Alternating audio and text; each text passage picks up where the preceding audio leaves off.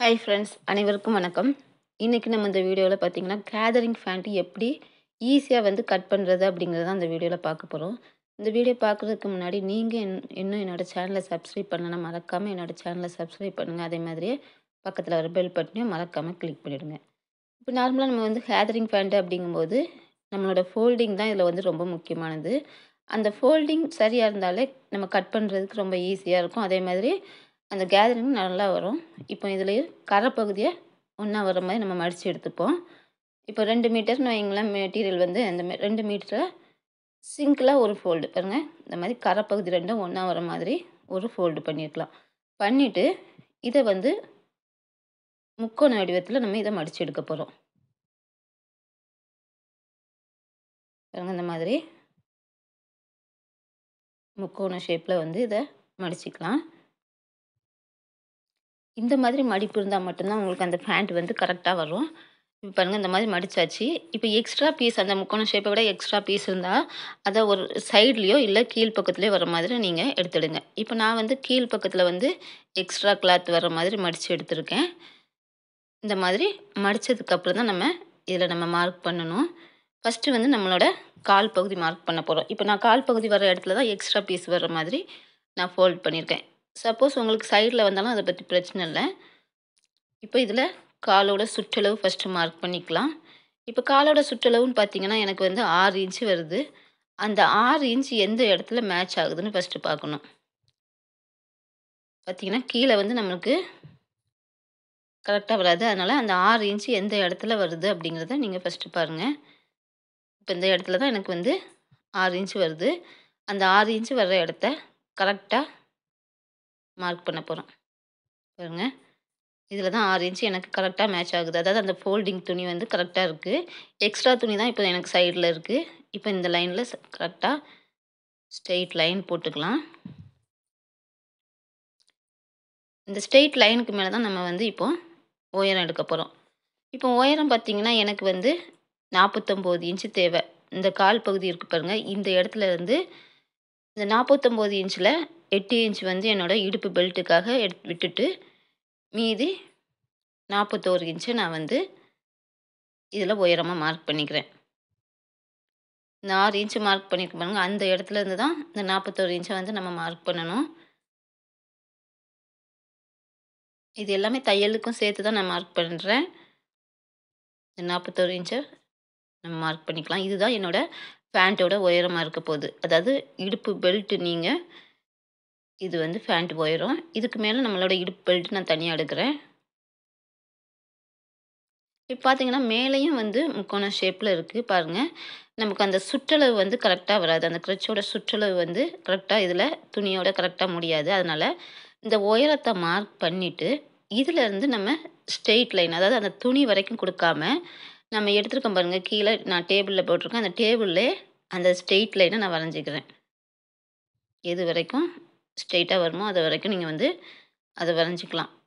உங்களோட சுற்றளவு மார்க் பண்ணுறதுக்கு இதுதான் ரொம்பவே ஈஸியான மெத்தடு. நீங்கள் வந்து அதை எனக்கு இவ்வளோ தான் துணி இருக்குது அப்படின்னுட்டு கொஞ்சம் இடம் மட்டும் மார்க் பண்ணி கட் பண்ணும்போது உங்களுக்கு கரெக்டாக அது ஜாயிண்ட் ஆகாது. அதனால் இந்த மாதிரி துணியோட சைடில் வந்து நீங்கள் அந்த லென்த்து கரெக்டாக எடுத்து மார்க் பண்ணிவிடுங்க ஃபஸ்ட்டு. இப்போ இதில் வந்து எனக்கு கிரச்சோட சுற்றளவு தேவை. கிரச்சோட சுற்றளவு பார்த்திங்கன்னா எனக்கு 17.5 இன்ச்சு தேவை. அந்த 17.5 இன்ச்சை கரெக்டாக அந்த ஸ்ட்ரெயிட் லைன் எடுத்துருக்க இடத்துல மார்க் பண்ணிக்கிறேன். இதுதான் என்னோட சுற்றளவாக இருக்க போகுது. அதை கொஞ்சம் கீழேயும் நான் இதை மார்க் பண்ணிக்கிறேன். 17 இன்ச்சு வந்து எனக்கு ஸ்ட்ரெயிட்டாக வேணும் அப்படிங்கிறதுனால நான் பார்த்தீங்கன்னா துணியை விட்டு வெளிப்பக்கம் தான் இதை மார்க் பண்ணுறேன். ஏன்னா இவ்வளோ இடத்துக்கு நமக்கு துணி இல்லை. அதை வந்து நம்ம ஜாயிண்ட் பண்ணி தான் நம்ம ஸ்டிச் பண்ண போகிறோம். இப்போ இது வந்து என்னோட சுற்றளவாக இருக்க போகுது. இப்போ அடுத்ததாக பார்த்தீங்கன்னா கிரச்சோட லென்த் எடுக்கணும். இந்த லென்த் நம்ம ஏற்கனவே வந்து துணியை விட வெளிப்பக்கம் எடுத்திருக்கேன் மார்க்கிங். அந்த இடத்துல தான் நான் இந்த கிரச்சோட லென்த் எடுக்க போகிறேன். பாருங்கள், இதில் 8 இன்ச்சு கிரச் லென்த் எடுத்துக்கிறேன். இப்போ இதிலேருந்து தான் நம்ம வந்து ஃபேண்டோட ஷேப்பை கொடுத்து நம்ம கட் பண்ண போகிறோம். இப்போ நான் மார்க் பண்ணியிருக்கிறது வந்து துணியோட வெளிப்பக்கம் இருக்குது. அந்த மார்க்கிங்க்கு வந்து நம்ம கட் பண்ணதுக்கப்புறம் அந்த எக்ஸ்ட்ரா இருக்க லைனை வந்து நம்ம துணி கொடுத்து ஜாயின் பண்ணதுக்கப்புறம் தான் நம்ம ஸ்டிச் பண்ணவே ஆரம்பிக்கணும்.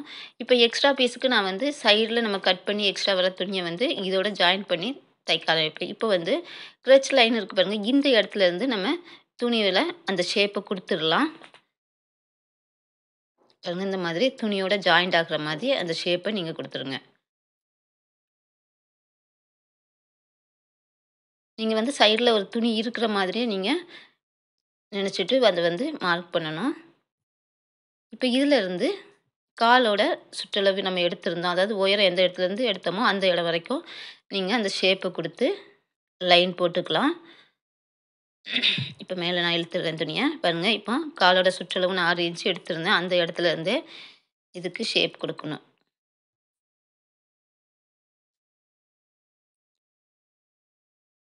இப்போ நான் மார்க் பண்ணிட்டேன்.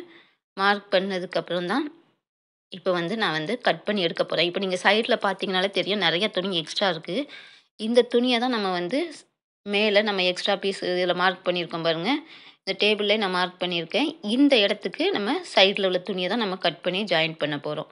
இதை ஜாயின் பண்ணுறதுக்கு நீங்கள் இந்த மாதிரி கொடுத்தா மட்டும்தான் உங்களுக்கு வந்து அது ஈஸியாக உங்களுக்கு புரியும். அதே மாதிரி எந்த அளவுக்கு துணி தேவை அப்படிங்கிறத நீங்கள் மெஷர் பண்ண முடியும். இப்போ இதை நம்ம கட் பண்ணி எடுத்துடலாம். ஃபஸ்ட்டு உயரத்துலேருந்து நான் கட் பண்ணி எடுக்கிறேன். தேவையான உயரத்தை கட் பண்ணிவிட்டு நம்ம கீழேயும் கட் பண்ணிக்கலாம். இப்போ நம்மளுக்கு கேதரிங் அப்படிங்கும்போது அகலம் வந்து நிறையா வராது. அகலம் கம்மியாக தான் இருக்கும். அதே மாதிரி கீழேயும் பார்த்தீங்கன்னா, எந்த அளவுக்கு கேதரிங் வரணும் அப்படிங்கிறத நான் சொல்கிறேன். இப்போ இதில் கட் பண்ணி எடுத்துடுறேன் ஃபஸ்ட்டு.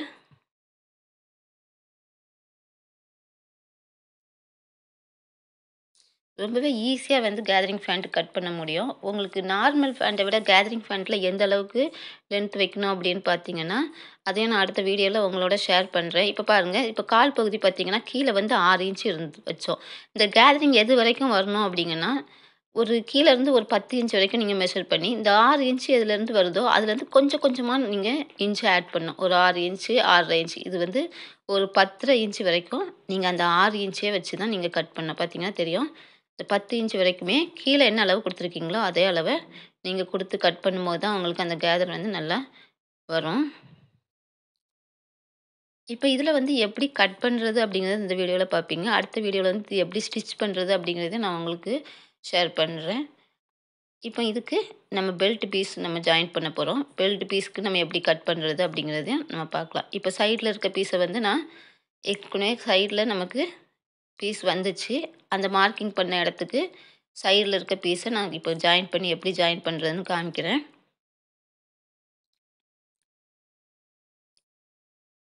பாருங்கள், இது சைடில் உள்ள துணி. இதில் 2 துணி மட்டும், அதாவது 4ஆக மடிச்சிருந்தோம். இதில் மேலே இருக்க 2 பீஸை மட்டும் நான் எடுத்துருக்கிறேன். எடுத்துட்டு இதையும் அதே மாதிரி முக்கோண ஷேப்பில் போடுங்க. மடிச்சிட்டு இப்போ நீங்கள் சைடில் வச்சிங்கன்னா, அந்த லைனில் கரெக்டாக ஏற்கனவே நான் லைன் வரைஞ்சி காமிச்சேன். இதனால தான் பாருங்கள், இந்த லைனுக்கு கரெக்டாக வரும். இந்த மாதிரி ஸ்ட்ரெயிட்டாக மேலே வந்து கீழேயும் அதே மாதிரி ஸ்ட்ரெச்சோட சுற்றளவு வந்து கரெக்டாக வர மாதிரி வச்சு பார்த்துட்டு, இப்போது இந்த லைன் பிரகாரம் எக்ஸ்ட்ரா இருக்க துணியை வந்து நம்ம கட் பண்ணி எடுத்துடலாம். இதில் பார்த்தீங்கன்னா 4 துணி இருக்கும். இதுக்காக தான், இது புரியணும் அப்படிங்கிறதுக்காக தான் நான் சைடில் வந்து லைன் போட்டு உங்களுக்கு காமிச்சேன். இந்த மாதிரி நீங்கள் கட் பண்ணும்போது ஈஸியாக வந்து எந்த அளவுக்கு துணி நம்ம கொடுக்கணும் அப்படிங்கிறது ஈஸியாக தெரியும். பாருங்கள், இப்போ இதை நம்ம 4ஆக கட் பண்ணி இதோட ஜாயின் பண்ணும்போது உங்களுக்கு அந்த சுற்றளவு வந்து கரெக்டாக கிடச்சிரும். இதை நம்ம தைக்கும்போது இதை ஃபஸ்ட்டு வந்து ஜாயின் பண்ணிவிட்டு அப்புறம் தான் நம்ம தைக்க ஆரம்பிப்போம். அப்படி இருக்கும்போது ஃபஸ்ட்டு ஜாயின் பண்ணதுமே உங்களுக்கு அந்த சுற்றளவு, கிரச்சோட லென்த்து எல்லாமே ஈஸியாகவே வந்து கிடச்சிரும். அதுக்கப்புறமா நீங்கள் தைக்கும்போது ரொம்ப ஈஸியாக இருக்கும். இப்போ எக்ஸ்ட்ரா இன்னும் 2 கிளாத் இருந்துச்சு. அதில் வந்து இடுப்போட பட்டி எடுக்க போகிறேன். இதில் வந்து எனக்கு 24 இன்ச்சு சுற்றளவு, அதாவது 2 துணி இருக்குது பாருங்கள். மொத்தம் 48 இன்ச்சு தேவை. நான் மேல் பக்கம் மட்டும் 24 இன்ச்சு எடுக்கிறேன்.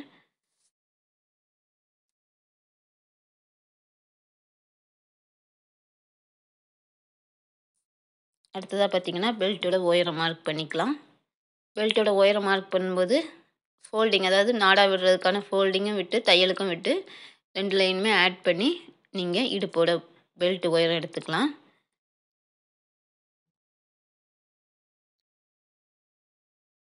நான் ஏற்கனவே சொன்ன மாதிரி 8 இன்ச்சு எனக்கு உயரமாக இருந்தது. அதோட ஒரு 2 இன்ச்சு ஆட் பண்ணி 10 இன்ச்சில் மார்க் பண்ணிக்கிறேன்.